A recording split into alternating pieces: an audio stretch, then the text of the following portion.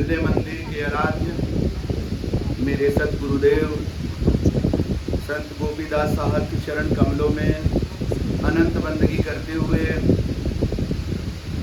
यहाँ उपस्थित आप सभी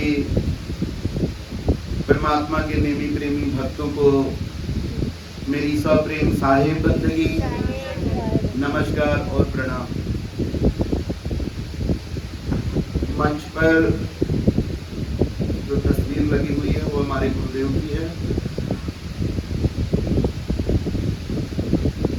संत गोपीदास साहब, सदगुरु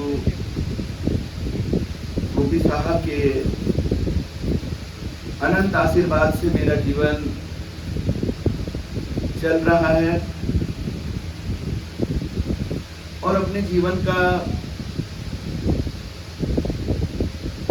कुछ वो उपलब्धि जो गुरु की कृपा से हमें प्राप्त हुआ है वो आप लोगों के बीच रखने के लिए हम पटना से आए हैं। अवसर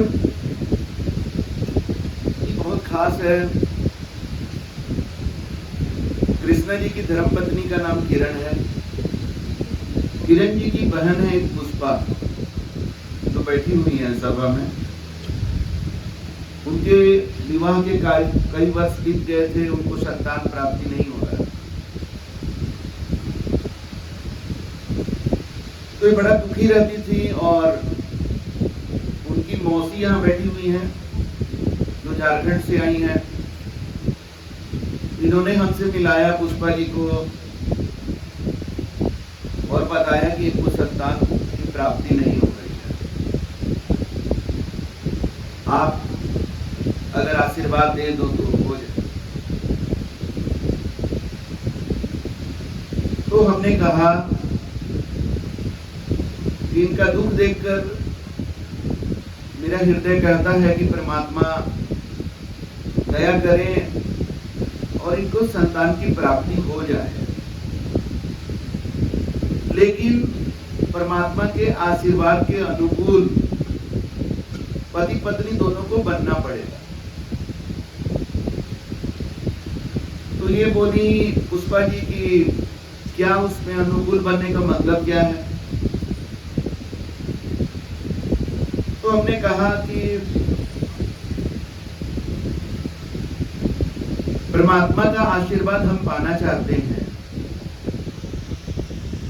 परमात्मा की दया हम पाना चाहते हैं, हम संतान सुख पाना चाहते हैं और परमात्मा के ही संतानों की हत्या करके खाते हैं। तो ये कैसे चलेगा? तो सबसे पहले पुष्पा जी आपको मांसाहारी भोजन का त्याग करना पड़ेगा। तो बोली कि हम तो कर लेंगे लेकिन मेरे पति शायद ना करें। तो हम बोले कि तो ठीक है, तो मेरा आशीर्वाद भी शायद काम ना करे। फिर ये अपने पति को बहुत समझाई। इनके पति से हमको फोन पर बात कराई, हम उनको बहुत समझाए, लेकिन आदमी बिगड़ा हुआ होता है, वो जल्दी सुधरता नहीं। इनका पति नहीं माना, वो खाता ही रहा। सोचा कि ये बाबा ठीक नहीं है। इतना लोगों को संतान है, वो सब मांस खाते हैं, उनको संतान है, और हमको संतान के लिए कहते हैं कि मांस छोड़ना पड़ेगा। हम समझ गए थे इस बात को। हम बोले कि देखिए, आप लोगों ने जो पाप किया है ना, उसका बदलाव का समय आ गया है। आपका संतान तो मांस मछली खाना छोड़िएगा तभी होगा। भले दुनिया भर में किसी मांसाहारी को 10 को बच्चा हो जाएगा, लेकिन आपको एक बच्चा भी नहीं। सबका जीवन अलग अलग है ना, सबका कमाई अलग अलग है। दूसरे का देखा देखी मत करो कि वो तो चोर है और इतना बढ़िया उसका घर हो गया और हम ईमानदार हैं तो मेरा घर ही नहीं हो रहा है। अरे तुम्हारा घर नहीं होगा, लेकिन बिना घर के भी तुम सुखी रहोगे। और जो चोर है वो घर बना लिया है सुनहला, लेकिन उसके घर में मनहूसियत छाया रहेगा। ये परमात्मा का नियम है। देखा देखी में आज दुनिया मारी जा रही है। आप लोग सत्संग में आए हैं, कुछ ना कुछ लेकर के जाइए। पहला चीज लेके जाइए, देखा देखी मत करिए। आप सब कोई, एक एक आदमी यहाँ जो बैठा हुआ है, सब परमात्मा का संतान है। परमात्मा ने सबको अपने शक्ति से बनाया है और सब अनूठा है उनका संतान। सब एक पर एक है, कोई किसी से कम नहीं है। हम लोग का देखने का तरीका गलत है, जिसके चलते हम कभी हीन भावना से ग्रस्त हो जाते हैं और कभी अहंकार के भाव से ग्रस्त हो जाते हैं। जैसे कोई शारीरिक सौंदर्य के रूप से सुंदर है, सुंदरता का पैमाना क्या है? आज समाज में सुंदरता का पैमाना है गोरा होना, लंबा होना, हृष्ट पुष्ट ठीक ठाक होना। बलवान का पैमाना क्या है? 6 फीट लंबा चौड़ा और ताकतवर शरीर से। अरे ये शरीर का ताकत कितना दिन चलेगा? तुम्हारा शरीर का सौंदर्य कितना दिन चलेगा? लेकिन क्या कहिएगा, दुनिया तो इसी के पीछे भाग रही है। तो दुनिया को भागने दो। आप लोग सत्संग में आए हैं, आप लोग जगिए, आप लोग बातों को समझिए। तो सौंदर्य का पैमाना है सत्यम शिवम सुंदरम। जो सच्चा है उससे सुंदर कोई हो ही नहीं सकता। तो आप लोगों को सुंदर बनने का इच्छा है ना, तो अपने दिल में झांकिए कि कितना सच्चा हो। अगर सच्चा नहीं हो, कितना भी कुछ कर लोगे, मेकअप देखअप जो कर लोगे, 2 दिन की चांदनी फिर अंधेरी रात। लेकिन अगर सच्चा हो तो तुम्हारे जीवन में सदा रोशनी रहेगा, सदा प्रकाश रहेगा, सदा सौंदर्य रहेगा, क्योंकि जो सत्य है वही शिव है और वही सुंदर। उसी तरह से ताकतवर, शरीर का ताकत, लंबा चौड़ा आदमी हो जाता है 6 फीट का, अपने आगे किसी को लगाता ही नहीं है। पत्नी अगर कुछ बोली तो 2 हाथ पत्नी को लगा दिया, पड़ोसी कुछ बोला तो उसके साथ उठा पटक करके पीट पाट दिया और अपने को 30 मार खा समझने लगा। तो जितना लंबा चौड़ा रहता है, बुढ़ापा में उसको उतना तकलीफ होती है। छोटा हाइट का आदमी है, अरे तो बोना है, चिकना है, ये है वो है। बुढ़ापा में शॉर्ट हाइट वाले लोगों का जीवन ज्यादा सुखी रहता है। अरे परमात्मा ने बनाया है सबको, बहुत बैलेंस से बनाया है। अब कोई बोलने में बहुत अच्छा होता है तो करने का बारी आता है तो फिसडी निकल जाता है। कुछ लोग करने में बहुत अच्छे होते हैं, बोल नहीं पाते हैं। कुछ लोगों के पास विचार बहुत अच्छा होता है, कुछ लोगों को विचार आता ही नहीं। उसको कोई विचार देने वाला मिल गया तो बहुत कुछ कर ले, लेकिन विचार नहीं आता है। कुछ लोगों को विचार बहुत आता है लेकिन वो करते नहीं है। बातें तो अच्छी अच्छी बनाएंगे, आइडिया बढ़िया बढ़िया देंगे। ये मालिक का सब खेल है, सबको अनूठा बनाए हैं। हमारा काम है ये देखना कि मेरे को परमात्मा ने क्या चीज खास दिया है, दूसरे को क्या खास दिया है वो नहीं। कुछ चीजें दिखती हैं और जो गहराई वाली चीजें वो दिखती नहीं है। किसी का स्वभाव दिखता है क्या? पहला नजर में आप किसी का स्वभाव समझ सकते हैं क्या? समझ जाते तो आज शादी के बाद इतना फसाना बनता है क्या? पहले तो शादी बिना देखे हो जाता था, अब शादी में लड़का लड़की को मिलने दिया जा रहा है, दोनों व्हाट्सएप फेसबुक कर रहे हैं। शादी के पहले अलग से भी मिलने चले जाते हैं, फिर भी शादी के बाद प्रॉब्लम चालू हो जाता है। क्या हुआ भाई? अरे हम नहीं समझे थे कि वो ऐसी होगी, हम नहीं समझे थे कि वो ऐसा होगा। काहे नहीं समझ पाता है? क्योंकि ये हमारे व्यक्तित्व का गहरा चीज है, वो देख के नहीं पता चलेगा, समय से वो प्रकट होता है। तो अपने व्यक्तित्व के गहराइयों से अपने गुणों को जानिए, दूसरों का गुण को देख करके हीन भावना से भी ग्रस्त मत होइए। और दूसरे का बाहरी चीज अगर आपको उतना अच्छा नहीं लग रहा है तो ज्यादा इतराइए मत। हो सकता है उसका अंदरूनी गुण कुछ ऐसा होगा जो आप शायद नहीं कर पाएंगे, इस जन्म में तो नहीं कर पाएंगे। ये विश्वास परमात्मा पर रखने की जरूरत है। लेकिन परमात्मा के लिए तो हमारे पास फुर्सत नहीं है, हमारे पास चिंतन करने के लिए तो समय नहीं है कि बैठ के चिंतन करें कि परमात्मा ने अगर हमें कोई कमी दिया है तो क्यों कमी दिया है। अगर हमारे पड़ोसी को या हमारे भाई को, हमारे दोस्त को, हमारे ननद को, हमारे गोतनी को, हमारे बहन को, हमारे भाई को कोई चीज ज्यादा अच्छा दिया है तो आखिर क्यों दिया है? क्या परमात्मा नाइंसाफी करते हैं? और जो नाइंसाफी करता है वो परमात्मा हो सकता है? अरे पूजा करते हो आप लोग, कभी अपने भगवान के बारे में कॉन्सेप्ट बनाए कि आपका भगवान कैसा है? हम इस पर आगे बात करें कि आपका भगवान कैसा है, हमारा भगवान कैसा है। अभी हम लोग बात क्या कर रहे थे, पुष्पा जी के पति के। तो बोला कि ये बाबा उतना सही नहीं है, कहता है कि मांस मछली खाना छोड़ोगे तब संतान होगा, चलो दूसरे बाबा के यहाँ चलते हैं। तो दूसरा बाबा के यहाँ गया, वो भी बोल दिया कि मांस मछली खाना छोड़ना पड़ेगा। वो बाबा के पास इसका पति ले गया था, इसीलिए उसके कहने से वो छोड़ दिया। पत्नी अगर गुरु से मिलाती है तो पति को बड़ा प्रॉब्लम होता है कि अगर पत्नी वाला गुरु को मान लिए तो कहीं पत्नी माथा पर न चढ़ जाए, तो पत्नी वाला गुरु में जो अच्छा गुण होगा उसको भी बेकार कर देगा, और अपने जो गुरु खोजेगा टेढ़ा मेढ़ा टेढ़ा भी रहेगा तो उसको माथा पर रखेगा और पत्नी को बोलेगा तुम भी इसको गुरु बनो। तो मांस मछली खाना छोड़ दिया दूसरा बाबा के कहने पर। अच्छी बात है, छोड़ तो दिया ना, चलो ठीक है, उसके आशीर्वाद से तुमको हो जाए। उसके बाद फिर कुछ समय बाद फिर वापस मेरे पास। हम बोले मांस मछली छोड़ दिए? बोला हाँ छोड़ दिए। हम बोले अब खैनी छोड़ना पड़ेगा। अरे भाई, बच्चा के लिए खैनी का क्या मतलब है? अच्छा देखते हैं हम खैनी छूटेगा। यहाँ कोई सवाल नहीं है। हमारा आशीर्वाद खैनी खाने वाला, दारू पीने वाले को बच्चा देने के लिए नहीं, तुमको छोड़ना पड़ेगा। फिर बेचारी पुष्पा जी उदास हो गई। इस बार फिर दोबारा गुरुजी के पास लौट के आए, पति को भी ले आए, तो फिर मामला लगता है गड़बड़ हो रहा है। तो इस बार किरण जी और कृष्णा जी लोग मोर्चा संभाले। अब ये लोग आगे आ गए, ये अपनी बहन का जवाबदेही ली, कृष्णा जी जवाबदेही लिए। और उसके बाद इसी साल होली के समय में पुष्पा जी को बहुत ही सुंदर बेटी हुई। अब इसी अवसर पर, अब ये झारखंड में रहती हैं, किरण जी अपने यहाँ बुलाई, इनका सारा केयर की। तो यहाँ से जाने के पहले इन लोग का विचार हुआ कि गुरु जी को यहाँ बुलाएंगे, सत्संग कराएंगे, तब ये जाएंगे।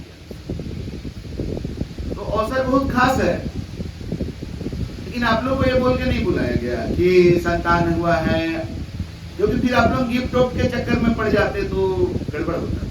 सत्संग का फिर भाव थोड़ा डिस्टर्ब हो जाता। अब है कि यहाँ जो सत्संग का आयोजन हुआ, आप लोग सब कोई आए इस अवसर पर। अब इसमें किस किस भाव से कौन आया है, उसी भाव का रिजल्ट को लेकर के जाएगा। रामचरितमानस में एक लाइन है ना, जागी रही भावना जैसी, प्रभु मूरत दिखाई दीनी जैसी। तो जैसा भाव से कोई आएगा, जैसे सत्संग क्या है, ये एक तरह का गुरुकुल है। एक भजन भी है, सतगुरु से मिलने का सत्संग ही बहाना है। तो सत्संग में ही जा करके गुरु मिलते हैं। विवेकानंद के बारे में आप लोग सुने होंगे। विवेकानंद काफी पढ़ाई किए, बहुत अध्ययन किए, क्या क्या सब्जेक्ट से पीजी किए पता नहीं, हमको याद नहीं है। लेकिन दर्शन शास्त्र का गहन अध्ययन करने के बाद भी भगवान का दर्शन नहीं हुआ। तो विवेकानंद बोले कि इतना पढ़ लिए लेकिन भगवान का दर्शन नहीं हो रहा है, अब क्या करें? तो चलते हैं सत्संग में। सुनते हैं कि सत्संग में लोग आते हैं, भगवान के बारे में चर्चा करते हैं, तो चलते हैं हम सत्संग में। तो विवेकानंद सत्संग में जाने लगे, और सत्संग में जाते थे तो सत्संग करने वाले से सीधा प्रश्न करते थे कि आप जो परमात्मा के बारे में चर्चा कर रहे हैं, तो क्या आपने परमात्मा को देखा है? देखिए कितना सॉलिड क्वेश्चन है। आज भगवान के बारे में कोई भी चर्चा करने लगता है, हर आदमी के पास भगवान के बारे में लेक्चर है।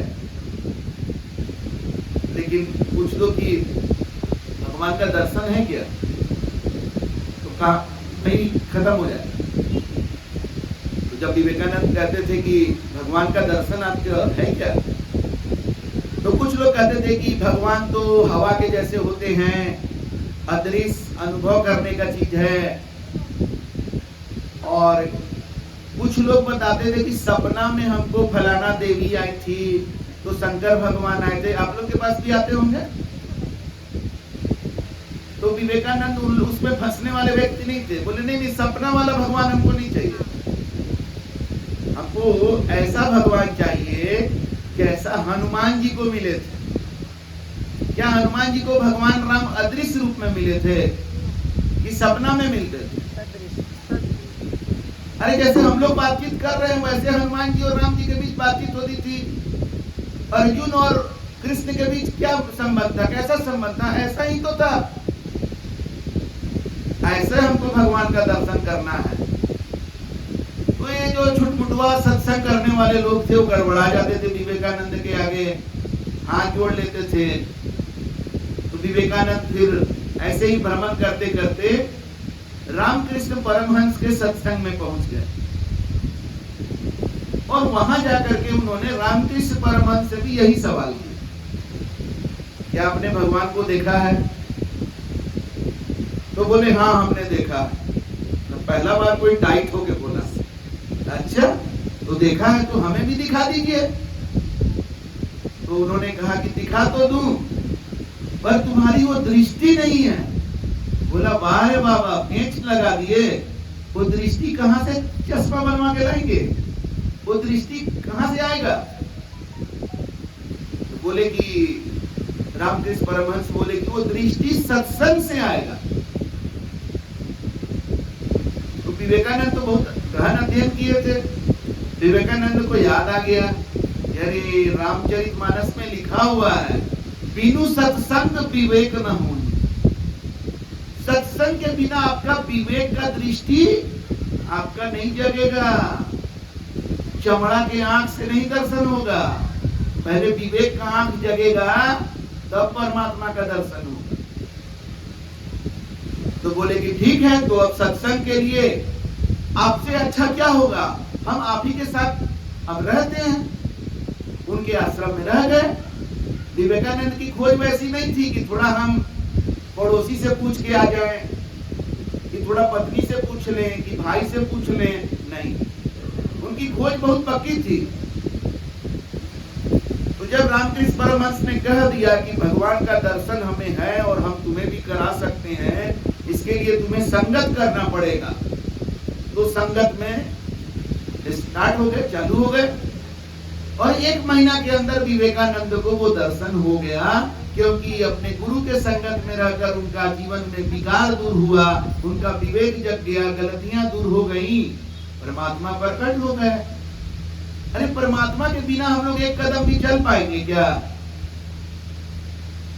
आप लोग सुने होंगे ना कि कोई घर में लेटता है और लेटे ही रह गया, कोई चाय पीने बैठा है, बैठे ही गिर गया।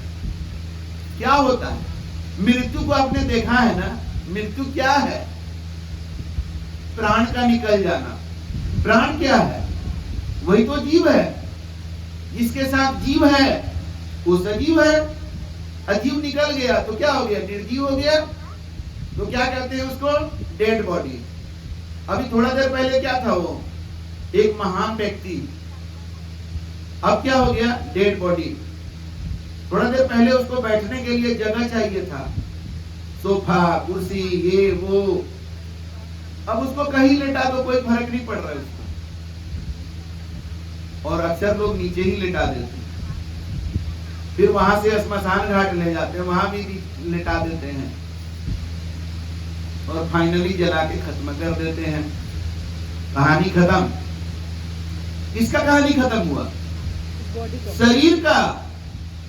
उसके अंदर जो प्राण है, उसके अंदर जो जीव है, वो मरता नहीं है, क्योंकि वो जन्म नहीं लेता। जन्म शरीर लेता है। इस बात को रामचरितमानस में गोस्वामी तुलसीदास ने बहुत क्लियर किया है लेकिन रामचरितमानस का जहाँ कथा चलता है वहाँ कहानी ज्यादा बताया जाता है। ठुमक चलत रामचंद्र, और कैसे राम जी वनवास गए तो कैसे सुग्रीव कैसे उसको धोखा से मार दिए, यही सब कहानी ज्यादा चलता है। रामचरितमानस में दिया हुआ है निर्मल मन जन सो मोहि पावा, मोहे छल कपट छिद्र न भावा।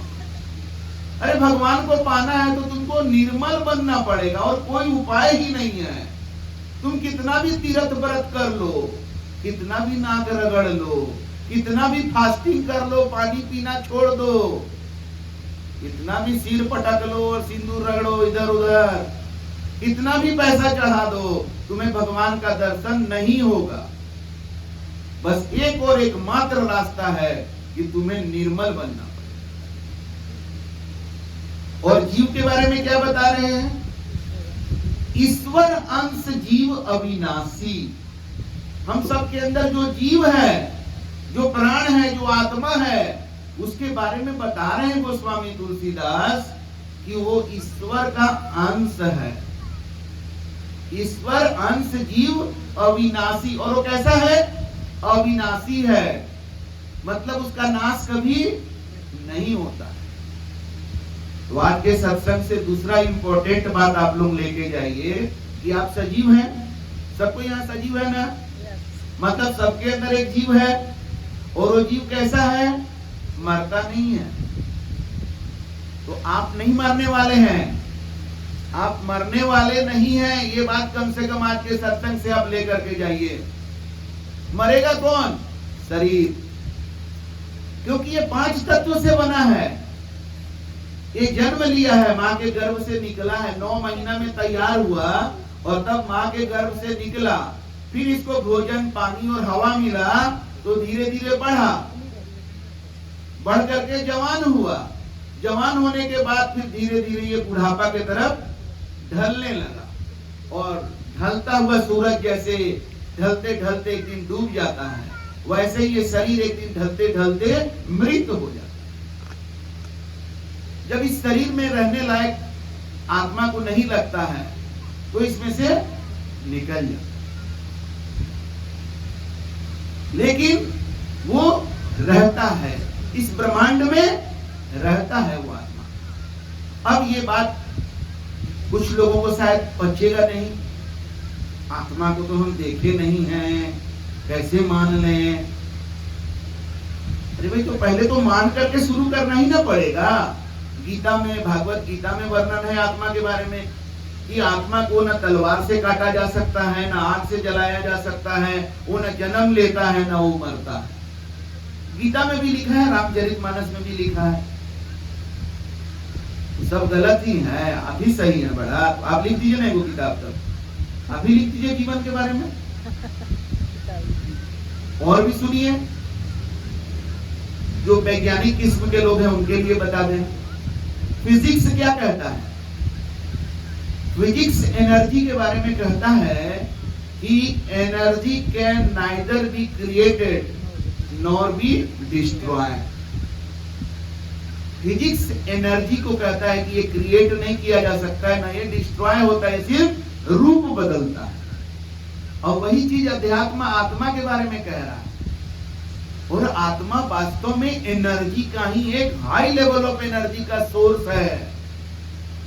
ब्रह्मांड का अनंत शक्ति उसके अंदर होता है, वो सब आपके अंदर है, लेकिन आप अपनी आत्मा से डिस्कनेक्ट हो गए हैं और संसार के मूर्त चीजों से, फिजिकल चीजों से अटैच हो गए हैं, इसीलिए आपका पावर नहीं है आपके पास।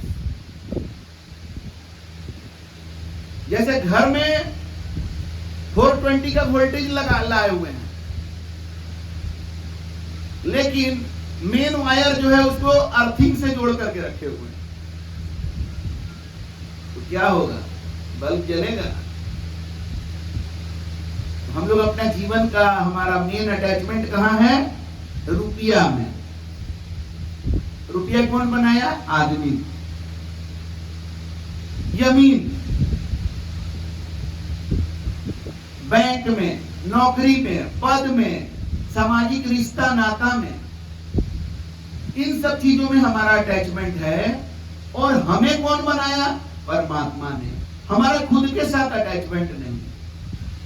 हमारे अंदर हम सजीव हैं, हमारे अंदर जीव है, हमारे अंदर आत्मा है जो अनंत शक्ति और ऊर्जा को लेकर के विद्यमान है। हम अंदर नहीं जा रहे, हम बाहर ही भाग रहे हैं। इसीलिए हमें अपना खुद का अस्तित्व का ज्ञान ही नहीं है। हम कौन है इसका हमें पहचान ही नहीं है। अब ये भजन गाया है ना कि गुरु मेरा दर्पण है। जब तक आपके जीवन में कोई दर्पण नहीं होगा तो आप ज्यादा से ज्यादा अपना नाक छुइएगा तो बोलेगा कुछ इस टाइप का कुछ चीज है, कुछ ऐसा चीज है, वैसा चीज है, ये बता सकते हैं, आप अपने को देख नहीं सकते। आपको अपने को देखने के लिए दर्पण चाहिए भौतिक रूप से। उसी तरह से आपका जो आंतरिक स्वरूप है, आपके अंदर जो परमात्मा है, आपके अंदर जो परमात्मा का अंश है आत्मा के रूप में, उसका दर्शन करने के लिए जो दर्पण होता है उसका नाम मन है। मन रूपी दर्पण पर आपके परमात्मा की छवि बनेगी तो आपको परमात्मा का दर्शन होगा। और मन रूपी दर्पण जो है वो जन्मों जन्मों से काम वासना, क्रोध, लोभ, मोह, ईर्ष्या, द्वेष, इन सब चीजों से मैली हो गई है। अब यहाँ कोई दर्पण होता तो दिखा के बता देते। दर्पण के ऊपर आप मिट्टी का लेप लगा दीजिएगा तो उसमें आपको तस्वीर दिखाई देगा। हम लोग का मन रूपी दर्पण वैसा ही हो गया। जन्मों जन्मों के पाप से, गलत कर्मों से, गलत विचार से, गलत बोली से हमारा मन मैला हो गया है। मन का दर्पण जो है उस पर छवि नहीं बन रहा। तो गुरु जब हमारे जीवन में आते हैं तो जो सच्चा गुरु होंगे वो आपके गलतियों को दूर करने के लिए आपको फटकार लगाएंगे। आपसे मीठी मीठी बातें नहीं करेंगे। अब उनका फटकार सबके सहने का बस का चीज नहीं होता है। दुनिया तो जहां जाती है वो आदर सम्मान खोजती है, तो साधु संतों से भी सम्मान खोजती है। हम आपको सम्मान देंगे, आप हमको सम्मान दीजिए, लेन देन तो बराबर का होगा। और गुरुजी फटकार लगा दिए तो अब जो है वो पनपनाते हुए आदमी भाग जाता है। ना ना ये बाबा ठीक नहीं है, बड़ा पटांग बोलता है बाबा। और जो मीठा मीठा बात बोल करके बोल देगा कि एक तो यज्ञ करिए या अंगूठी ले लीजिए, 10,000 का अंगूठी है, एक आपके नाम पर हम जाप करवा देंगे, तो ये करवा देंगे, वो करवा देंगे। हाँ ये ठीक है। इसीलिए एक भजन है, माया महाठगनी हम जानी, बोले मधुरी बानी। ठगने वाला हमेशा मीठा बात बोले, है कि उसको ठगना है। अब हमको तो भाई कुछ चाहिए नहीं। हमारे गुरु की कृपा से मेरा जीवन बहुत अच्छा है। हमारा परिवार है, बाल बच्चे हैं, हमारा नौकरी भी है, हम एक गजेटेड ऑफिसर भी हैं, पैसा भी है मेरे पास, परिवार भी है, रिश्ता नाता सब कुछ है। हमको कुछ नहीं चाहिए। हमको हमारे गुरु जी से जो मिला है, जिसका आज पूरा दुनिया खोज कर रही है, शांति कैसे मिलेगी, आनंद कैसे मिलेगा। कोई शांति पाने के लिए पैसा कमाना चाहा कि नहीं, पैसा जब तक नहीं मिलेगा शांति नहीं मिलेगा। पैसा कमा लिया फिर भी शांति नहीं है। कोई आनंद करने के लिए टूर पर चला जाता है और उधर से और बुझा हुआ, घायल, मूर्छित आता है घर। नहीं, घर में ठीक है, क्या है, कहाँ आनंद है फिर? अरे आनंद का सागर तो हमारे अंदर है। हमारा मालिक हमारे अंदर बैठा हुआ है, वही हमें चला रहा है, लेकिन हम उसी से डिस्कनेक्ट है तो आनंद खोजते रह जाएंगे, जिंदगी भर कभी नहीं मिलेगा। तो हमारे गुरु की कृपा से मेरा कनेक्शन वहां हो गया। हमारे जीवन में वो शांति और आनंद है जिसको आज दुनिया तीर्थ बरत में, टूरिस्ट प्लेसेस में, बैंक में, रिश्ता नाता में जाकर खोज रही, और वही हम बांट रहे हैं। जो सुन लिया, मेरे बात पर यकीन कर लिया, उसको मिल जाएगा। जो नहीं किया वो अपने जगह, हम अपने जगह। परसों सवेरे हमको चले जाना है यहाँ से, कल तक हैं। जो मेरे पास आएगा सबको चिल्ला चिल्ला के समझा करके, मुंह बता के हम समझा देंगे। और जब चल जाएंगे, जाओ अपना। जो हमको फोन करेगा उसके लिए हम तैयार रहेंगे। हमको क्या जरूरत है, हम किसी के पीछे क्यों जाएंगे। जिसको हम अपना परिचय बता दिया, जिसको जरूरत है वो हमसे संपर्क करेगा, हम अवेलेबल हैं। हम अपने शिष्यों के लिए ऐसे गुरु हैं जो 12 बजे रात में, 3 बजे भोर में, 4 बजे भोर में, एनी टाइम अवेलेबल है। जो मेरे लिए है उसके लिए हम हमेशा तैयार हैं, जो मेरे लिए नहीं है उसके लिए हमको भी कोई दिक्कत नहीं। हम अपना काम कर दिए भाई, हमारे पास जो है तुम दे दिए। मेरे पास सिंपल रास्ता है, वो बता दिए। तो यहां से सत्संग से आप जो चीज लेकर के जाएंगे उसको जीवन में अपनाएंगे, आपका जीवन निश्चित तौर पर बदलेगा, निश्चित तौर पर। तो जीवन को अपना सही करने का अगला चीज जो बताने जा रहे हैं, इसको भी आप लोग ध्यान से सुनिए, इसको भी अपने जीवन में अपनाइए। भूत भविष्य को बरतो भाई, अब वर्तमान में रहो समाई। आज दुनिया में अधिकतर लोगों का दुख का कारण क्या है जानते हैं? भूतकाल का बात। पहले मेरे साथ ये हुआ, आप नहीं जानते हैं, मेरा जीवन में बहुत दुख मिला। अच्छा अभी क्या प्रॉब्लम? नहीं, अभी वही वाला दुख हमको एकदम वो हम भूल नहीं पा रहे हैं। अरे भाई तो हम क्या करें? वो चीज कुछ है नहीं और तुम उसको पकड़े हुए हो। मतलब दुख को हम पकड़े हुए हैं और चिल्ला रहे हैं कि दुख हमारा दूर कर दीजिए। कौन करेगा दूर? हमको ना दूर करना है, हम पकड़े हुए हैं, चिल्ला रहे हैं। तो भूतकाल की बातें आपको अक्सर दुख पहुंचाएंगी, लेकिन भूतकाल की कुछ बातें आपको कुछ शिक्षा देती है और भूतकाल की कुछ बातें आपको मधुर एहसास कराती है। तो कभी कभी मीठी यादों के रूप में याद कर लिया करिए और कभी कभी शिक्षा लेने के लिए पुरानी बात को याद करके उससे शिक्षा लीजिए कि क्या शिक्षा मिला इससे, और वो शिक्षा को लेकर आज का जिंदगी अपना बढ़िया से आगे बढ़ाएं। और भविष्य काल का चिंता, कितना भी चिंता कर लेंगे क्या फायदा है, क्योंकि भविष्य का तो कोई अस्तित्व ही नहीं है, उसको किसने देखा है। अगर आज आप सही काम कर रहे हैं तो भविष्य आपका खराब कैसे हो जाएगा। अगर कोई स्टूडेंट है जो 4 साल का इंजीनियरिंग का कोर्स कर रहा है या मेडिकल का कोर्स कर रहा है और वो हर दिन पढ़ाई अच्छा से कर रहा है, तो उसको आगे का चिंता करने की जरूरत है। और कोई पढ़ाई का समय में पढ़ाई करता नहीं है और खाली आगे का चिंता करता है, तो उसका चिंता करने से कुछ होगा? काम तो करना पड़ेगा ना वर्तमान में। और अगर हम वर्तमान में हर समय हर दिन अपना ड्यूटी सही तरीका से कर रहे हैं तो हमें भविष्य के लिए चिंता करने की जरूरत है क्या? और अगर कर्म सही नहीं कर रहे तो कितना भी चिंता कर लेंगे, हम कुछ कर पाएंगे क्या? महाभारत में आप लोग युधिष्ठिर और यक्ष का प्रकरण सुने होंगे कि युधिष्ठिर को प्यास लगती है, युधिष्ठिर पानी लाने के लिए अपने भाइयों में से नकुल को भेजते हैं। नकुल पानी लाने जाते हैं तो पास का तालाब में यक्ष देवता कहते हैं कि मेरे प्रश्न का जवाब दो, अन्यथा तुम मर जाओगे। तो नकुल सोचते हैं कि ये तो ऐसे ही आवाज है, सब कुछ नहीं, हमको तो भाई को पानी देना है। वो पानी लेकर बढ़ने लगते हैं, पहले अपने भी पी लेते हैं और इसके बाद मर जाते।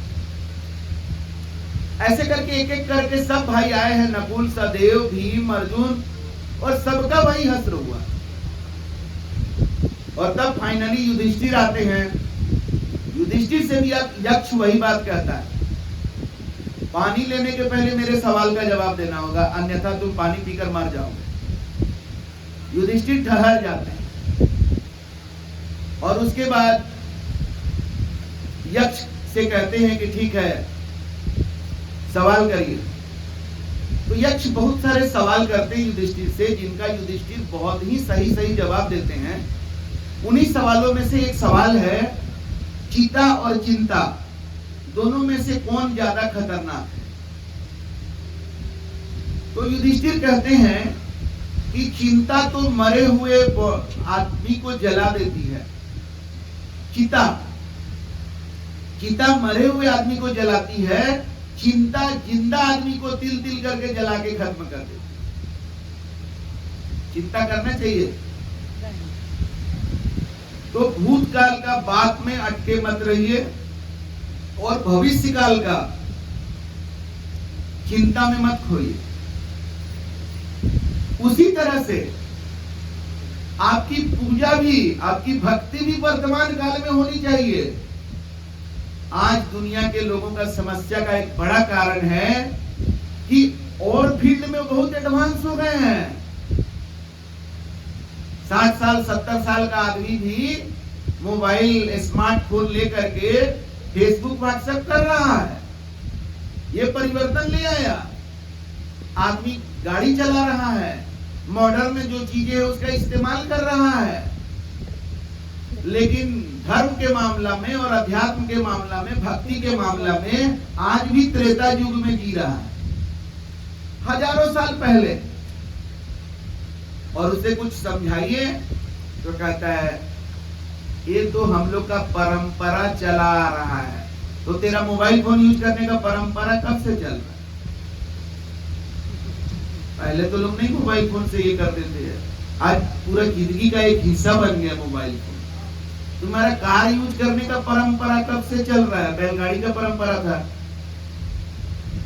तो बाकी मामला में परंपरा को तोड़ के कहां फेंक आया है वो पता नहीं चलता है। ड्रेस के मामला में तो भारत में पुरुषों का ड्रेस धोती हुआ करता है, परंपरा। लेकिन आज जींस टी शर्ट और बड़े बड़े देखते हैं कि 40-50 साल की उम्र हो गया है तो हाफ पैंट पहन के निकल जाता है सब्जी खरीदने। बहुत स्मार्ट है, वो भी छोटा छोटा हाफ पैंट। लेकिन क्या करे, लड़की लोग तो उससे भी छोटा हाफ पैंट पहन लेती है। तो लड़का तो हमको लगता है कि ठीक है। ये हो गया है, परंपरा को तोड़ के उखाड़ के फेंक देना। और जब पूजा का सवाल आता है, भक्ति का सवाल आता है, धर्म का सवाल आता है, वही हजारों साल पुराना परंपरा। भगवान कौन है? भगवान हमारे राम है। अच्छी बात है। तो राम को वर्तमान में तुमने खोजा। हम कहते ना कि हम इस पर चर्चा करेंगे कि तेरा भगवान कैसा है। अरे राम अगर भगवान है तो खाली त्रेता युग में रहे हुए थे, अभी भी होंगे। हमको इसी का जवाब दे दे। कोई राम का बहुत बड़ा भक्त, हम चैलेंज करते हैं, आओ हमसे बात करो। अगर तुम्हारा भगवान सही में भगवान है, मेरा भगवान जो है वो सर्वव्याप्त है, सब जगह है, किसी खास जगह पर नहीं है। तुम्हारा भगवान कैसा है बताओ? मेरा भगवान शाश्वत है। वो सतयुग में था, त्रेता में था, द्वापर में था, आज भी है, कभी खत्म नहीं हुआ, कभी वो छोड़ा नहीं हमें, वो सदा हमारे साथ है, शाश्वत है हमारा भगवान। तुम्हारा भगवान सर्वशक्तिमान है या शक्तिमान है? सर्वशक्तिमान कोई एक ही हो सकता है, शक्तिमान अनेक हो सकता है। तुम बताओ तुम्हारा भगवान शक्तिमान है कि सर्वशक्तिमान है? मेरा भगवान सर्वशक्तिमान है। मेरा भगवान दया का सागर है। तुम बताओ तुम्हारा भगवान दया का सागर है कि निर्दयी है? तुम बताओ। मेरा भगवान दया का सागर है। अब जिसका भगवान जैसा होगा उसका पूजा भी वैसा ही होगा। और किसी का तो कुछ सोचना ही नहीं है कि भगवान सर्वव्याप्त, हाँ ठीक है, तो फिर वही जगह पूजा क्या करते हो? तेरा पूजा मंदिर में ही क्यों होता है? मंदिर में भी होना चाहिए, हमको उससे कोई प्रॉब्लम नहीं है, लेकिन मंदिर में ही भगवान है, इससे हमको प्रॉब्लम है। क्या कि मेरा भगवान सर्वव्याप्त है, और मेरे हिसाब से सबका भगवान सर्वव्याप्त ही हो सकता है। क्योंकि भगवान अगर सर्वव्याप्त नहीं होगा, जैसे मोबाइल का टावर अगर आपका सर्वव्याप्त नहीं है, तो आप यहां आ गए, आपको इमरजेंसी कॉल करना है, आपका मोबाइल में टावर ही नहीं है, कैसे होगा? प्रॉब्लम होगा कि नहीं होगा?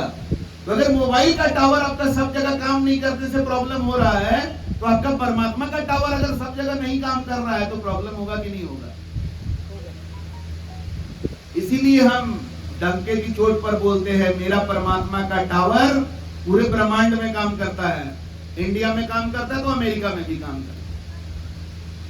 आपका भगवान का टावर कहां कहां काम करता है, जरा सा चेक करिए। अगर कुछ खास जगह में टावर काम करता है तो प्रॉब्लम होगा। और आपका भगवान का टावर त्रेता युग में खाली काम किया कि आज भी कर रहा है? मेरा भगवान का टावर सदा से है और सदा ही रहेगा, हर समय हर जगह काम करता है। इसीलिए मेरा पूजा हर समय हर जगह होता है। अभी भी मेरा पूजा चल रहा है। आपका पूजा कब होता है, कहां होता है, कैसे होता है, आप देखिए। मेरा भगवान एक है तो सर्वशक्तिमान है और सब सर्वव्याप्त है, और पूरा ब्रह्मांड उसका अनेक रूप है। इसलिए हम हर रूपों में अपने परमात्मा का दर्शन करते, हर समय करते हैं। आप देखिए आपका भगवान कैसे। मेरा भगवान दया का सागर है, वो मेरे ऊपर भी दया करता है, आप पर भी दया करता है, वो गरीब पर भी दया करता है, अमीर पर भी दया करता है। आपका भगवान देखिएगा कहीं अमीरे पर तो दया नहीं करता है, चेक करिएगा, हम नहीं कर सकते। मेरा भगवान गरीब पर भी दया करता है, अमीर पर भी दया करता है। मेरा भगवान किसी को नीचा जाति और ऊंचा जाति नहीं करता है। भगवान को समभाव होना चाहिए कि भगवान को भेदभाव करने वाला होना चाहिए। मेरा भगवान समता का भाव रखता है, मेरा भगवान न्याय करता है। आप चेक करिए आपका भगवान कैसा क्या करता है। तो जब मेरा भगवान समता का भाव रखता है तो भक्त को कैसा भाव रखना पड़ेगा? भगवान को अगर प्रसन्न करना है तो भक्त को भी समता का भाव रखना पड़ेगा। तो आपके अंदर अगर जात पात का भाव है तो प्रश्न करिए कि आपके भगवान के पास भी तो नहीं है कहीं। मेरे भगवान के पास जात पात का भाव नहीं है। मेरे भगवान ने एक मानव जात बनाया जिसमें दो जात बनाया, पुरुष और नारी। तो ये जात पूछना नहीं पड़ता है। कभी आप लोग किसी से पूछे कि तुम लड़का हो कि लड़की हो, एक झापड़ लगेगा। परमात्मा का बनाया हुआ जात देखिए, पूछना नहीं पड़ता है। और आदमी का बनाया हुआ जात, किसी को थोड़ा बढ़िया देखा पर्सनालिटी तो अपने को ऊंचा जात समझ रहा है, तो उसके बारे में भी बना लिया ये भी ऊंचा ही जात होगा। उससे गया बात किया तो करंट मार दिया। जा ये तो नीचे जात से निकल करके इतना अपना व्यक्तित्व अच्छा कर लिया, करंट मार दिया उसको, झटका ले। लेकिन अगर हम मनुष्य का जात जो है बस एक ही स्वीकार करें अपने जीवन में, तो हम किसी से जात पूछने जाएंगे? करंट मारेगा कभी हमको कि हम तो सोचे थे कि यार मेरे ही जात के हैं, आप वो जात के निकल गए। और संयोग से अगर अपना जात का, हाँ हम लोग दोनों एक जात में बिरादरी मिल गया जैसे भक्त और भगवान मिल गए। और अपने जीवन में झांक करके देखिए, मेरा अनुभव है, हो सकता है गलत भी हो, आपको सबसे ज्यादा डैमेज आपका जात वाला आदमी करता है, जिसको आप अपना जात मानते हैं ना, या इसको और बड़े पैमाने पर कहें तो जिसको आप अपना मानते हो, ये आपको सबसे ज्यादा डैमेज करता है। यही तो भ्रम है, यही तो माया है। माया कोई नारी नहीं होती है, माया हमारा भ्रम है, हमारी गलतफहमी हमारी माया है। तो हम जो ये सोचते हैं कि मेरा अपना है और वो पराया है, अक्सर जिसको आप पराया समझते हैं वही काम आता है। जब आदमी रोड में एक्सीडेंट करके गिर जाता है ना, उसका जात देख के कोई नहीं आता है, आने वाला जिसके अंदर दया का भाव आता है वो मदद करने आता है। किस फेरा में पड़े हुए हो? जात पात में? तेरा भगवान कैसा है? पूछो अपने भगवान से कि क्या भगवान ये जात पात अच्छा चीज है क्या? क्या गरीब और अमीर के बीच भेदभाव करना, किसी को पैसा को लेकर के नीचे दिखाना, ये अच्छा चीज है क्या? क्या किसी का पद बड़ा है तो उसको ज्यादा वैल्यू देना और किसी का पद उतना बड़ा नहीं है तो उसको नेग्लेक्ट करना, ये अच्छा बात है क्या? तेरा भगवान इससे खुश होता है क्या? खाली घंटी डोलाओगे, अगरबत्ती दिखा दोगे, ये कौन सा पूजा हो गया इससे? अरे भगवान तुम्हारा किससे प्रसन्न होता है, इस बात को जानो, और अपने परमात्मा को प्रसन्न कैसे करना है, यही उसकी पूजा है, यही उसकी भक्ति। समय कहां? लकीर का फकीर समझा दिया, ये फोटो है, ये मूर्ति है, यही भगवान है, चलो अगरबत्ती निकालो, हो गया, चलो बहुत बड़ा बात हो गया, बहुत बड़ा भक्ति हो। अरे कभी मिलने का मन नहीं किया अपने भगवान से? जो भगवान ने हमें जीवन दिया है, मेरे एक एक चीज पूरा किया है, थोड़ा भगवान से बातचीत भी तो हो जाता कभी। कैसे चुन लिया एकदम मौन भगवान? हम जब छोटे थे तो हमारे इलाके में हल्ला हुआ कि एक मौनी बाबा आ रहे हैं जो 25 वर्षों से बोले ही नहीं, तो बड़ा भीड़ हो रहा था। मौनी बाबा को देखेंगे भाई, 25 वर्ष से जो आदमी बोला ही नहीं है। हम बोले कि हम तो बिल्कुल नहीं देखने जाएंगे उस बाबा को। तो हमारे भाई बहन लोग बोले कि क्यों? हमारे जो बोलता ही नहीं है उससे जाके करेंगे क्या? जब मेरा कोई सुनेगा ना, कोई जवाब देगा ना, कुछ बोलेगा तो हम सुनेंगे, तो क्या करेंगे? जाकर मुंह देखने के लिए जाएंगे? तो थोड़ा मेरा दर्शन बचपन से ही इसी तरह का है। तभी हमारे गुरु भी वैसे ही मिल गए। हमारे गुरु जी से भी बड़ा लोग जो है ना, उनका बातचीत सुनते थे तो एकदम थोड़ा दूरी बना लेते थे, उनका बात ही ऐसा रहता था। हम अपने घर पर सत्संग करवाए अपने गुरुजी को लेकर के, जब हमें वर्ष 1993 में हमारे गुरुजी मिले। वर्ष 1993 में हम ग्रेजुएशन फाइनल ईयर में थे। आज यहाँ बहुत लोग बैठे होंगे जिनका उम्र कितना हो गया होगा, लेकिन जीवन में गुरु नहीं है। हम स्टूडेंट लाइफ में ही गुरु बनाए। क्यों? रामचरितमानस को तोता राम के जैसा नहीं रखते थे, धर्म ग्रंथों को लाल कपड़ा में लपेट के अगरबत्ती नहीं दिखाते थे, उसको अपने जीवन में उतारे। रामचरितमानस का एक लाइन है, प्रातः काल उठे रघुनाथा, मातु पिता गुरु देवही माथा। ये लाइन हम रामचरितमानस में नहीं पढ़े, हिंदी में चौथा क्लास का हिंदी का टेक्स्ट बुक में ये लाइन दिया हुआ था, और चौथा क्लास में हमने इस लाइन को अपने जीवन में उतार लिया। हम अपने माता पिता को सवेरे उठ के चरण में बंदगी करना शुरू कर दिए, और चौथा क्लास से ही अंदर अंदर सोचने लगे कि भगवान राम माता और पिता और गुरु को, तीनों को बंदगी करते थे, हम केवल माता पिता को कर रहे हैं। मेरा जीवन अभी पूर्ण नहीं है, हमें कब गुरु मिलेंगे, कौन हमारे गुरु होंगे? चौथा क्लास से गुरु का खोज चालू हो गया।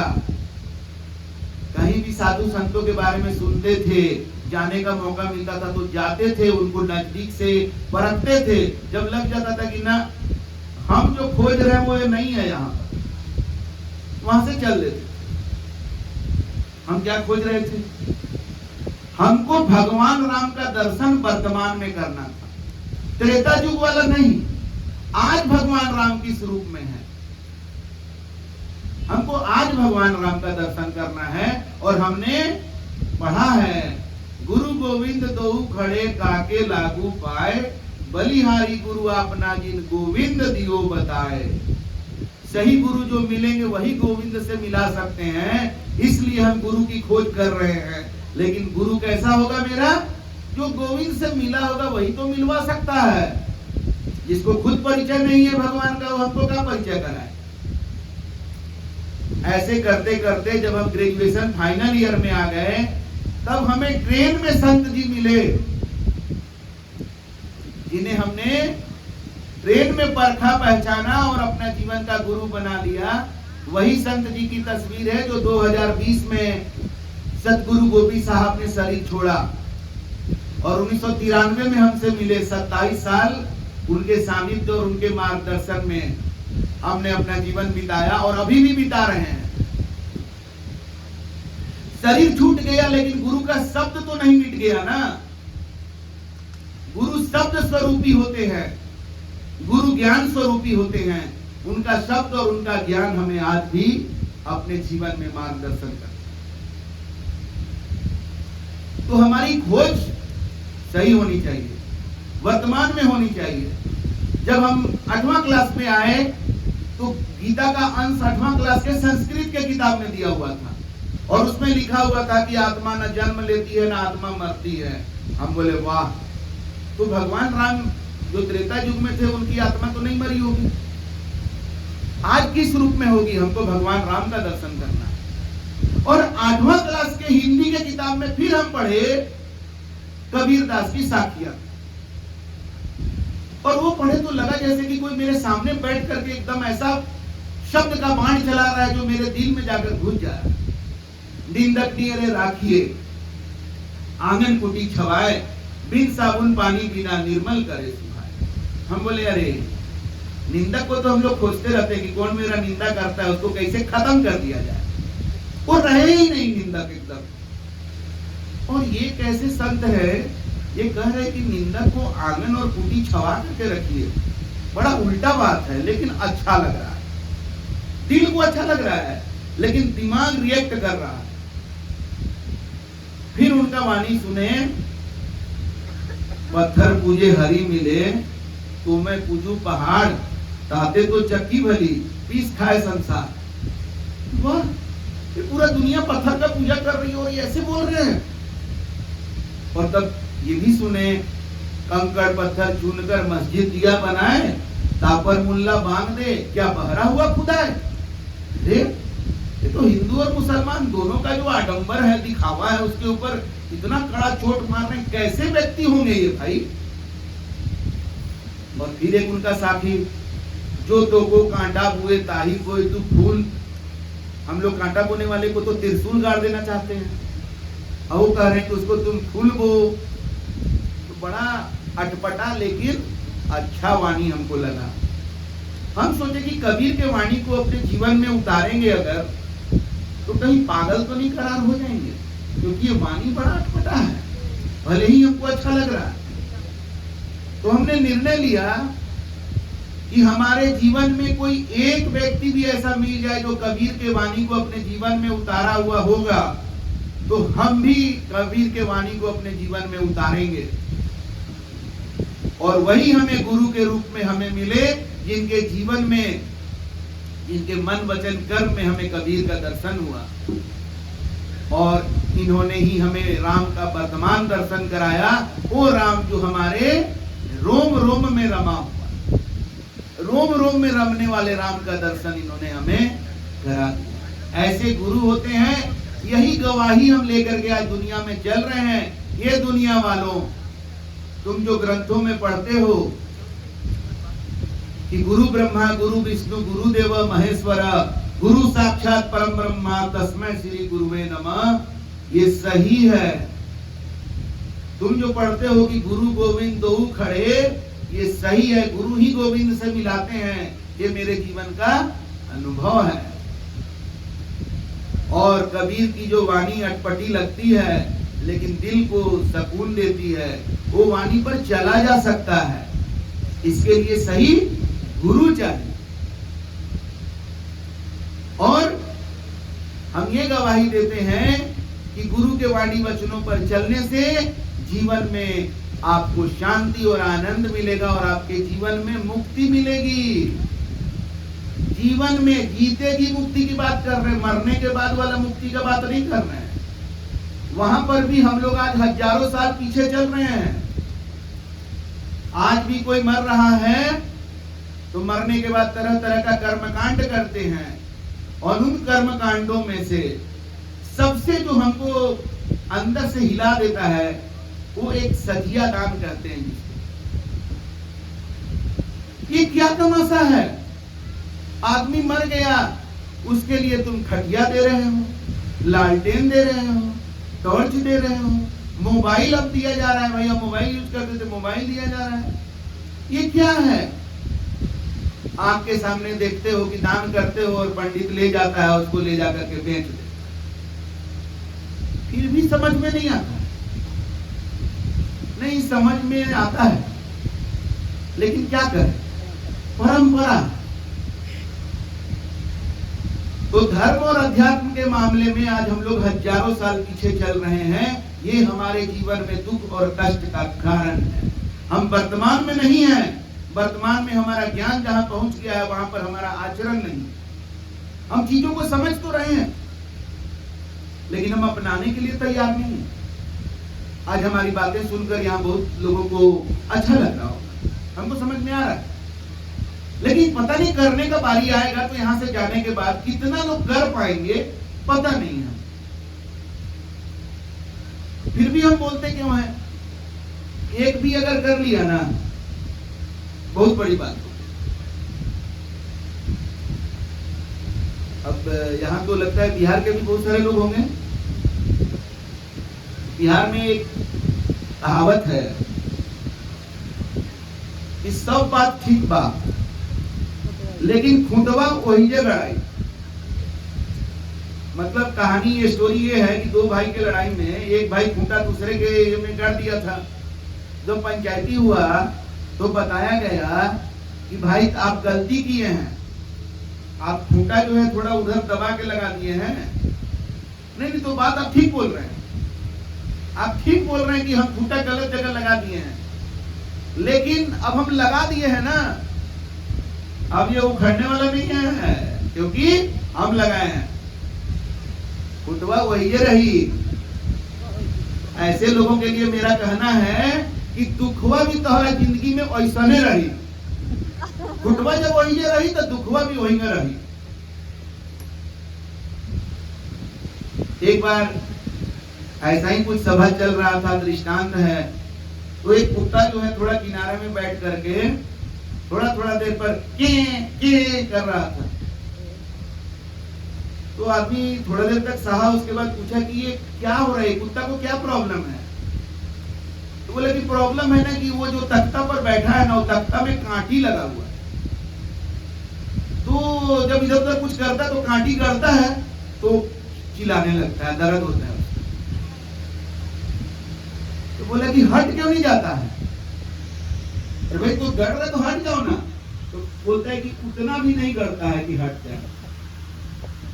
आज हम लोग को ना दुख और ठोकर खाते खाते ऐसा आदत बन गया है ना कि हम अपना जगह बदलने के लिए तैयार नहीं है, अपना रास्ता बदलने के लिए तैयार नहीं है, अपना आदत बदलने के लिए तैयार नहीं है, अपना पूजा का तरीका बदलने के लिए तैयार नहीं है। भगवान बदली नहीं करना है। भगवान तो एक ही तो है, मानो या ना मानो, भगवान एक ही है। सर्वशक्तिमान दो ठो नहीं हो सकता है। अब भगवान जात जात के हिसाब से और संप्रदाय के हिसाब से नहीं होता है कि हिंदू का भगवान अलग, मुसलमान का भगवान अलग।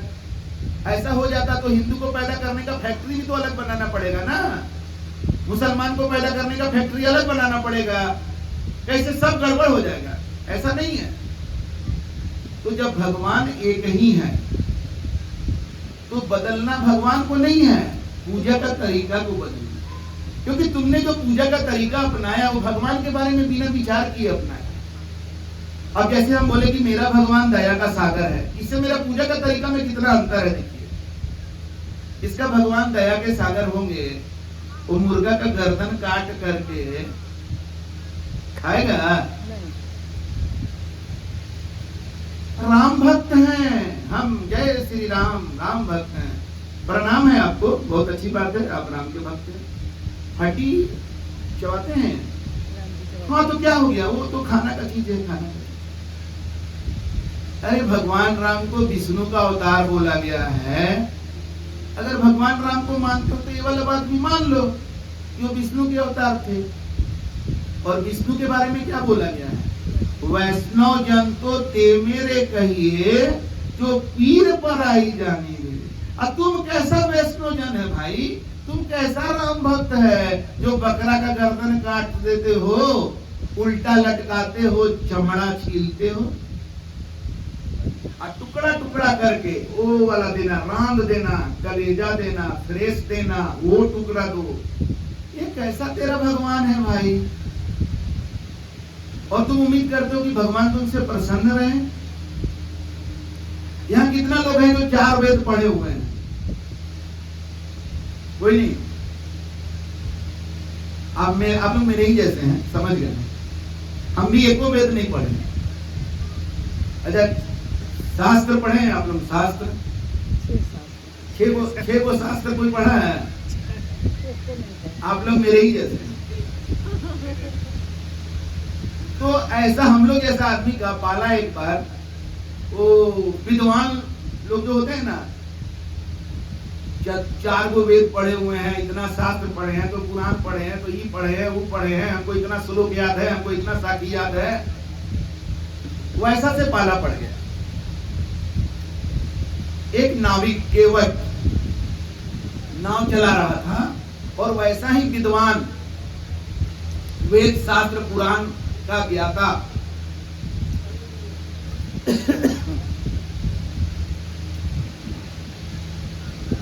नाव पार करने के लिए वो बैठ गया।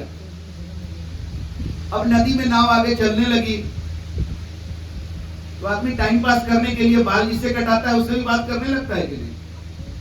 उतना देर के लिए उसका आदत है, ट्रेन में चलेगा आदमी बतियाने लगता है, तो बात करना चालू कर दिया उससे, केवट से। पहले बोला, केवट क्या तुम गणित शास्त्र पढ़े हो क्या? केवट बोला, है महाराज, हम गणित शास्त्र पढ़े होते तो यही नाव चलाते, हम गणित शास्त्र नहीं पढ़े हैं। तो बोला कि तेरा 1/4 जिंदगी बेकार चला गया, जब तुम गणित शास्त्र नहीं पढ़ा तो तेरा जिंदगी 1/4 बेकार। केवट बेचारा एकदम अफसोस कर रहा है कि बड़ा मतलब अपमानित महसूस कर रहा है, हम पढ़े लिखे नहीं हैं तो देखो हमको ऐसे बोल रहा है।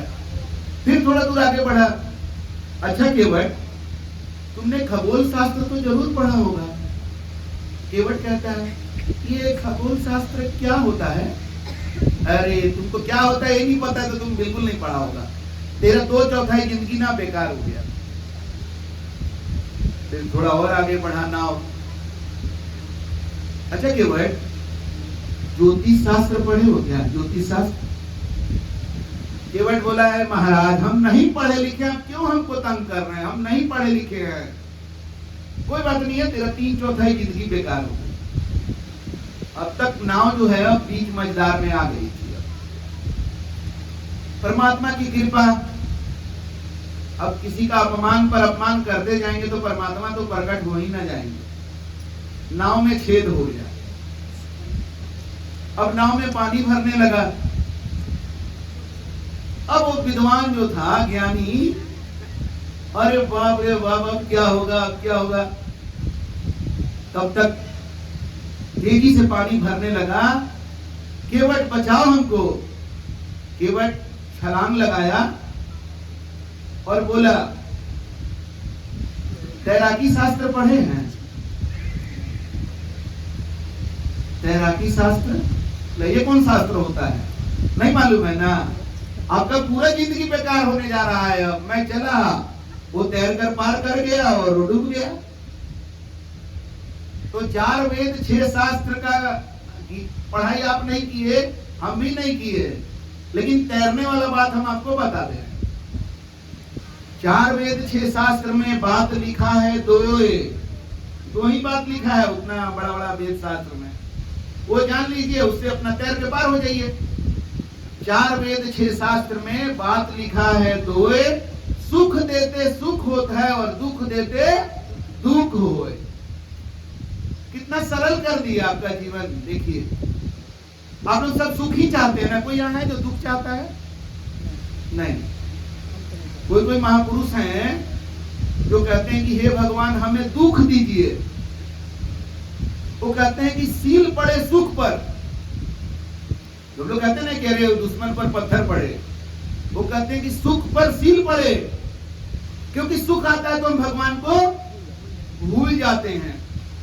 कितना महान है भक्ति, देखिए उनका। लेकिन हम लोग का उतना महान नहीं है। कोई बात नहीं है, हम लोग सुख चाहने वाले व्यक्ति हैं। आपको एक फॉर्मूला बता दिए ना, सुख चाहते हैं तो आपको क्या करना पड़ेगा? सुख देना पड़ेगा। और कर क्या रहे हैं? क्या दे रहे हैं? दुख दे रहे हैं दूसरे को। मुर्गा को काट रहे हैं, बकरा को काट रहे हैं, मछली को मार रहे हैं। अब कुछ लोग कहेंगे कि हम तो नहीं ना मारते हैं। अरे आप नहीं मारते हैं तो आप ये जानते हैं कि नहीं कि जब किसी का हत्या होता है तो जो गोली चला करके हत्या करता है केवल उसी पर कानून कार्रवाई नहीं होती है।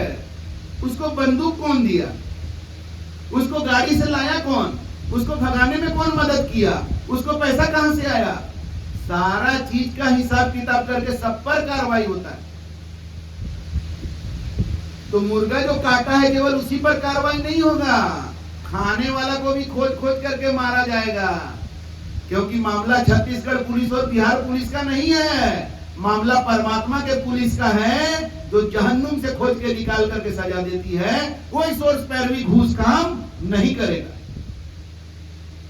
एक और एकमात्र उपाय है, रामचरितमानस में लिखा हुआ है, बड़े भाग्य मानव तन पावा। ये मानव जीवन बड़े भाग्य से मिला है।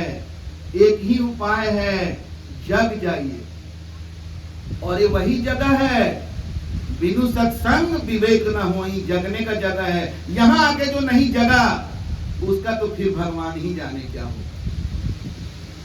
जग जाइए, आज से किसी को दुख देना बंद कर दीजिए। और केवल आदमी नहीं, जानवरों को भी, क्योंकि उसमें भी वही जीव है। अंतर इतना ही है कि एक समय वो हमारे आपके जैसा ही था, सत्संग का मौका मिला तो सत्संग नहीं किया तो सत्संग से कुछ सीखा नहीं, गलत सलत काम करके आज वो वहां चला गया। अब हम लोग का नंबर है, हम भी गलत करेंगे तो उधर ही जाएंगे, और सही करेंगे तब परमात्मा के पास जाएंगे। तो ये मानव जीवन जो बड़े ही सौभाग्य से मिला है, इस जीवन का लक्ष्य जो है आप निर्धारित करिए। आपका एक लक्ष्य इसका जाता है, मानव का रूप है, और जीवन पशु का है, जीवन राक्षसों का है, रूप केवल मानव का है। जैसे आपको क्या लगता है, आज जम्मू कश्मीर में एक बस में तीर्थयात्री लोग जा रहे हैं, उनके ऊपर अंधाधुंध गोली चला करके वो बस को खड्ड में गिरा करके लोगों को मार देने वाला तो कोई आदमी ही होगा, कुत्ता तो होगा नहीं हो। बाघ ने तो ऐसा नहीं किया। वो आदमी जो ऐसा किया, आपके हिसाब से वो आदमी है क्या? उसके अंदर मानवता है क्या? जिससे कोई लेना देना नहीं है, और वो भी वो व्यक्ति तीर्थ यात्रा कर रहा है, भगवान के नाम पर निकला हुआ है, उसका हत्या कर देना ये आदमी कर रहा है, तो उस आदमी को आप मानव कहेंगे, इंसान कहेंगे क्या? वो शैतान है कि नहीं? वो राक्षस हुआ कि नहीं? वो पशु हुआ कि नहीं? लेकिन देखने में तो हमारे ही आपके जैसा मानव है वो। तो ये मानव जीवन का एक पैमाना वहां जाता है, एक छोर वहां है कि मानव रूप में आप दानव का काम कर रहे हैं, आप जानवर का काम कर रहे हैं, और इसका वो छोर से जब आप बढ़ते हैं मानवता के तरफ, तो एक पॉइंट आता है जहां पर आप मानव के रूप में एक अच्छे इंसान हो जाते हैं। मानव के रूप में एक इंसान होना भी बहुत बड़ी बात है। तो सबसे पहला उद्देश्य हम लोग का होना चाहिए कि परमात्मा ने मानव का रूप दे दिया है, तो पहले तो एक अच्छा इंसान बने, जो दूसरे को दुख नहीं देता है, जो निंदा शिकायत नहीं करता है, दूसरे को नीचा नहीं दिखाता है, दूसरे का हंसी नहीं उड़ाता है। कबीरा गर्व न कीजिए, कबहू न हंसिए कोई, घमंड मत करो, कभी किसी का हंसी मत उड़ाओ। अजहू नाव समुद्र में, क्या जाने क्या होए, अभी तो तुम्हारा नाव समुद्र में है, कब डूबोगे तुम्हारा खुद का ठिकाना नहीं है। आज जिस चीज के लिए किसी के लिए की हंसी उड़ा रहे हो, कल वही चीज तुम्हारा ना हो जाए।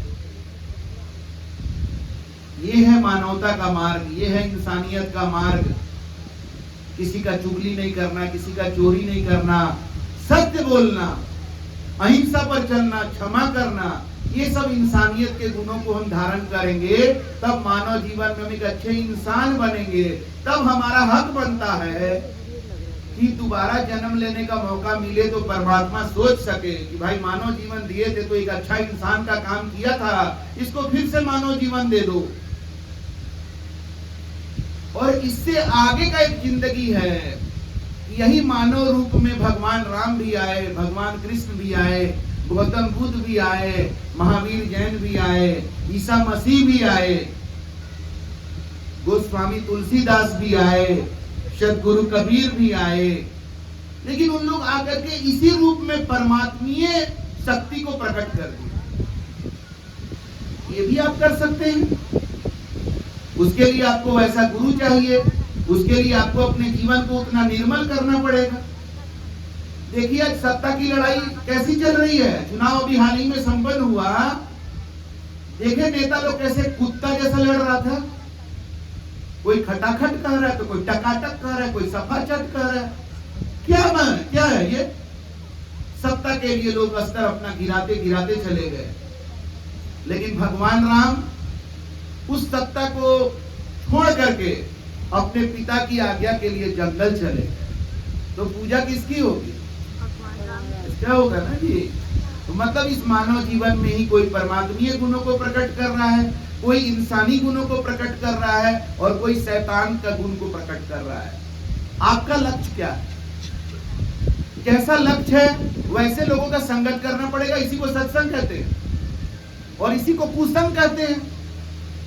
जो गलत लोगों का संगत करता है कुसंगत हुआ, जो सच्चे लोगों का संगत का आप लोग आए हैं एक अच्छा संगत के लिए, यही सत्संग है। लेकिन असली सत्संग है सत्य बात खाली बोलना सुनना नहीं, उसको धारण करना, अपने जीवन में उतारना। तो आज आप लोग जो यहाँ आए हैं, कोई एक बात भी यहाँ से सत्य बात जो आपका दिल स्वीकार किया कि नहीं ये सत्य बोल रहे हैं, उस बात को जीवन में उतार लिए, आपका सत्संग में आना सफल हो। तो अब जीवन को सफल बनाने के लिए इस जीवन की तुलना जो है वो भवसागर से की गई है। भवसागर से पार होने का क्या तरीका है वो भी जानना जरूरी है। तो यहीं से हम लास्ट करेंगे। भवसागर से पार होने के लिए रामचरितमानस में गोस्वामी तुलसीदास ने कहा है, कलयुग केवल नाम आधार।